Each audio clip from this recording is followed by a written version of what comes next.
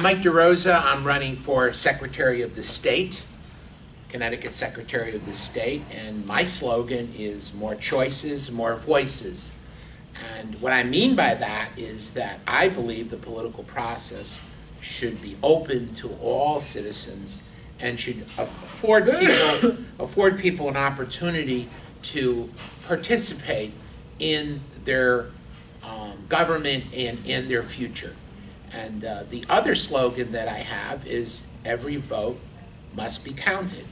And I think this is critical to our democracy, and it's critical for us in the Constitution state. And the reason I bring up that every vote should be counted is because Green Party votes are not being counted. Other people's write-in votes are not being counted. Last year, we took it upon ourselves, after many complaints from our members, to look into many towns and cities here in Connecticut. We got affidavits to indicate that these write-in votes were not counted on the legitimate ballots that were distributed at the polling places. And we had Hartford, Stanford, Bridgeport, West Haven, and 2 other towns here in Connecticut where we discovered through the State Elections Enforcement Commission that these votes were not counted. Now, why is it that write-in votes are not counted? And I think the reason is because there is a tendency in our system for there to be no accountability. There is an attitude that under, for example, Bush versus Gore in 2000, the Orwellian concept took place, was passed by 5 out of the 4 justices. In that case, they said, well, you have the right to vote, but you don't necessarily have the right to have the vote counted. So this has trickled down to the states. The attitude of the Supreme Court is the states are the ones who take care of all electoral processes. And recently I spoke to the Secretary of State's office about this, and of course I was told that they didn't have any responsibility for making sure that these votes were counted. So then I called the assistant town clerk in Hartford and the town clerk in Bridgeport, and they said, well, we don't have responsibility to count these write-in votes. And ultimately, I guess I have to go to the registrar of voters and to the poll people in order to find out who's accountable. This is just one example of why I'm running. This is unacceptable. Every vote should be counted, and every vote should count. The bottom line here is, in our country today, there is a tendency to look at the Secretary of State as sort of a record keeper in all the various states. But here in Connecticut, the Secretary of State does more than simply keep the records. The Secretary of State is the highest electoral official in the state of Connecticut. She is also, or he, is involved in making sure that we have charters for corporations. So she makes the rules and regulations under which charters are given and taken away. So the bottom line is, those are the 2 main functions. There are a few other functions that the Secretary of State's office does. I want to talk briefly about ballot access. The 2 major parties in the United States, Republican and Democrat, as one head of the American Political Science Department or Association recently said, are brain dead. And the reason that they're brain dead is because they're on life support. And what does this mean? It means that they're able to dominate the political process by getting large grants through campaign finance. They run the rules. They run the rules here in Connecticut in terms of the issue of ballot access. So they keep out other candidates that they don't like or don't want. And finally and ultimately, it's about power and the ability of the Secretary of State to determine who are legitimate candidates and who are not legitimate candidates. So what I would propose, what I would like to do, is reduce the number of signatures necessary to get on the ballot. At present, you have to collect 1% of the number of votes in order to get on the ballot. we actually find out that it's more like 2%, because many of the signatures are being taken off of these petition sheets, and they're being denied as being legitimate signatures.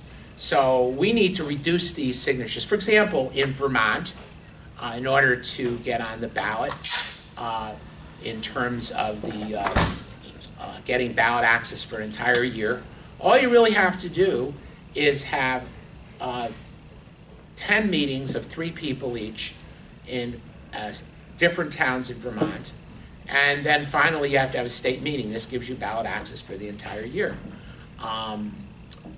For example, for president, if you want to get out on the ballot in Rhode Island, it's 800 signatures. If you are in New York, you get full ballot access with 50,000 votes for a governor, a huge state with many, many millions of people. In Maine, it's 1,000 signatures to get on the ballot for president. In New Hampshire, it's 3,000. Here in Connecticut, it's 7,500 valid signatures. In New Jersey, it's simply 800 signatures to get your presidential candidate on the ballot.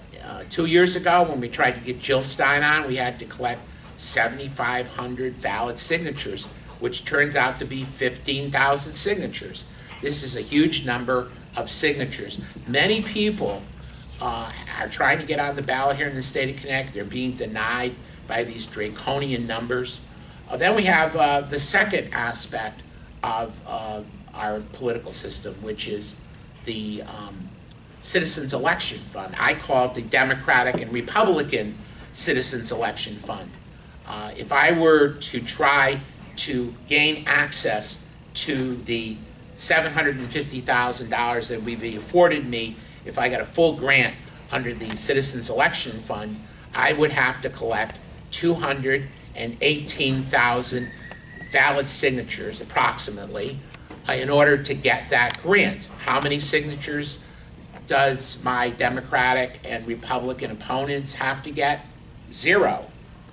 This is a very unfair, corrupt, undemocratic system which violates our 14th Amendment rights of equal protection under the law and our First Amendment rights under the U.S. Constitution. We took this case all the way to the Supreme Court of the U.S., and we did win a few things, but right now, both of the Republican and Democratic candidates for governor got a $6 million grant, and they are getting additional monies through 702s to the tune of about $4 million. $4 million, and then 169 Democratic and 169 Republican town committees, as well as 8 statewide Republican and Democratic committees, can give unlimited funds under this system. So this actually shows how it is not really a campaign finance law, it's a campaign deformed law. So it's not campaign reform, it's campaign deform. Bottom line is there are many other aspects of the Secretary of State's job that we need to look at. One is that she issues charters to corporations. Certainly the single biggest issue facing America today is how corporate power is controlling and destroying our economy, destroying our environment, and destroying our democracy. We live in a pay-to-play system in which money is the mother's milk of political activity. We need to change this, and we need to change the charters under which these corporations operate. Last year in the legislature, they passed what they call a proposal called the B Corporation system. It's benefit corporations. Most corporations have one specific purpose, which is to make money for their investors. And this is the priority that they have. Under the B Corporation, they can add on other goals, such as social responsibility. But the problem with the B Corporation approach is that there is no incentive for a corporation to become a benefit corporation. And essentially what we have is a situation where we need to change that. And I would propose that we have C corporations for cooperatives. and D corporations for diversification in our military-industrial economy here in Connecticut, and E corporations for environmental corporations that are doing socially responsible and environmentally useful activity.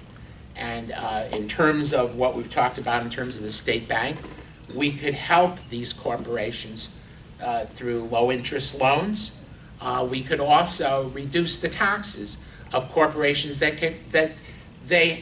prove that they're being socially responsible and who are engaging in activity which is beneficial to society. So that's my proposal. I also believe that we are on the cutting edge, the Green Party in Connecticut, of what I would call charter revocation. When corporations pollute the air and the water, such as BP did in the Gulf, or create other unnecessary and dangerous situations in our environment, they should have their charters pulled. And recently I was talking to the Secretary of State's office, and they talked about how even if you just sell products in Connecticut, you have to get a certificate from the Secretary of State's office in order to do that. So this would be a great leverage for us to make these corporations into what they were supposed to be when they were first created in the 19th century, which is they're supposed to be responsible to the society that they exist in, not simply responsible to their investors. The other thing I wanted to talk briefly about was the issue of third parties.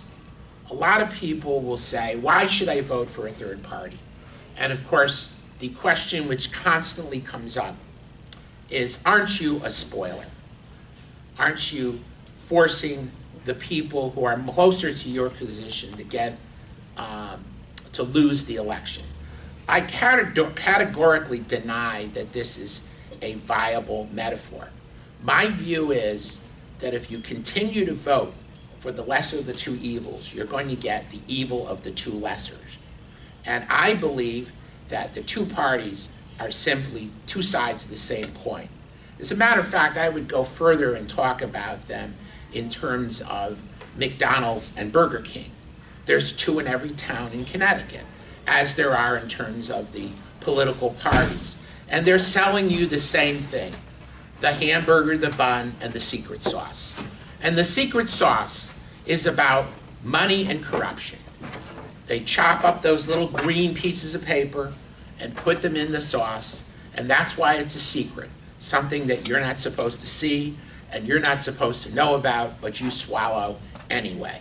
So it's time to say no to the McDonald's and the Burger King of politics, and to move on to the world of green power and green energy and green economies and green change. Because you have a responsibility to do this, because if you don't, you and your children and your grandchildren and your great-grandchildren are going to pay a mighty price, which will be really a disaster for all of us. So I do want to mention a couple other things. My website is MikeDeRosa.org.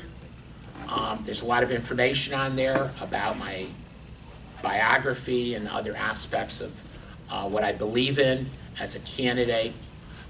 And also, you can go out to Mike DeRosa for Secretary of State.